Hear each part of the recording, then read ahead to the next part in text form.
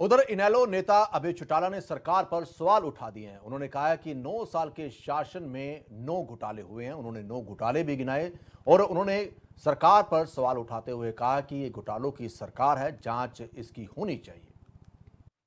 घोटाले की जो जांच करवाने की बात की है, कौन कौन से वो घोटाले हैं? शराब का घोटाला है, धान का घोटाला है,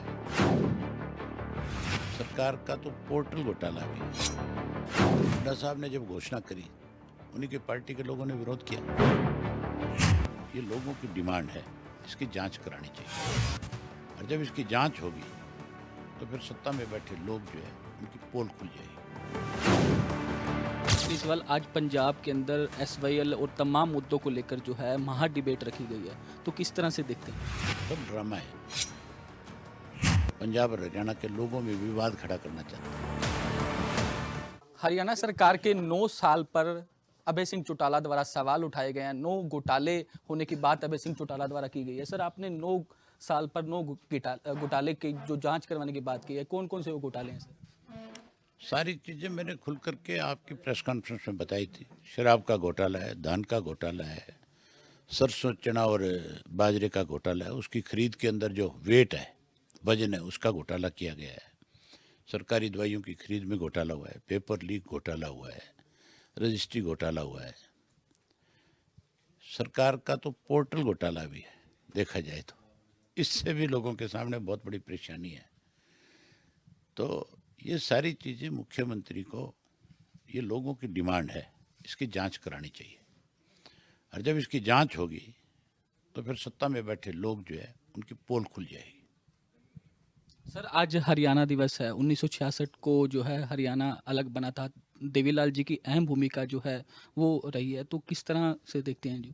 अहम भूमिका नहीं, उन्होंने ही अलग प्रदेश बनाया, उन्होंने इसकी लड़ाई लड़ी और अगर वो इस चीज़ का प्रयास ना करते, लड़ाई ना लड़ते, तो कोई भी राजनीतिक दल जो आज हरियाणा दिवस मना रहे हैं, जो फोटोएं खिंचा रहे हैं, जो बड़े बड़े पोस्टर दे रहे हैं, इन सब के बड़े बुजुर्ग जो थे वो हरियाणा बनाने के पक्षधर नहीं थे, सब विरोध करने वाले थे।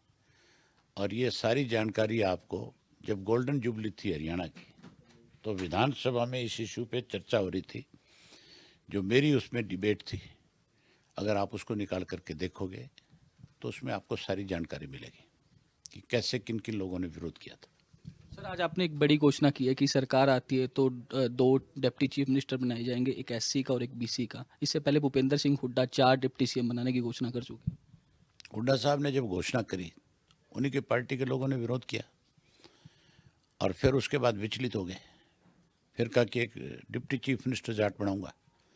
फिर उसके ऊपर फिर जब उनके सामने उन्हीं के पार्टी के लोगों ने सवाल खड़े किए तो आखिर चुप्पी साधनी पड़ गई। ये कह करके पीछा छुटाया कि हाईकमांड फैसला करेगा। हमारे हाईकमांड का फैसला है कि हम 2 डिप्टी चीफ मिनिस्टर बनाएंगे, एक बैकवर्ड क्लास से बनाएंगे और एक शेड्यूल कास्ट का बनाएंगे। हमारा राज बनेगा, हर हालत में बनेगा, प्रदेश की जनता हमारे साथ है और हम दोनों कास्ट के लोगों को बनाएंगे। सर, आखिरी सवाल, आज पंजाब के अंदर एसवाईएल और तमाम मुद्दों को लेकर जो है महा डिबेट रखी गई है, तो किस तरह से देखते हैं? सब ड्रामा है।